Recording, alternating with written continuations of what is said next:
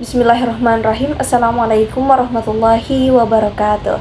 Hello everyone, my name is Samira Nud'atul and in this video I will present my phonetics assignment under the title The Articulation of English Sounds Supra Segmental Sounds. This task is given by our lecturer Mr. Dr. Khairudin S. IPN Hum as a part of our phonetics course. The topics I will discuss is: are suprasegmental sounds problematic for Indonesian learners of English? So, in my opinion, yes, suprasegmental sounds are indeed problematic for Indonesian learners of English. This is because the Indonesian language doesn't focus much on stress, intonation, and rhythm, which are important part of English pronunciation. As a result, many Indonesian learners speak English with a monotone voice, using unical stress in all syllable and applying the word intonation pattern. It makes their English sound ununatedly and sometimes even confusing. According to the Dr. Khairudin S.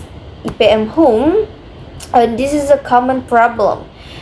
He suggests using pronunciation drills, doing shadowing practice, which means repeating after the native speaker, and listening to authentic English materials to improve stress and intonation. This issue also connects with the contrastive analysis hypothesis. This theory says that the more difference there are between two languages, the more difficulties learners will face, because English and Indonesian are very different in terms of suprasegmental features. Indonesian learners must work harder to improve this aspect. To conclude, suprasegmental sounds are challenging, but with enough exposure and practice, Indonesian learners can improve their pronunciation and sound more natural in English.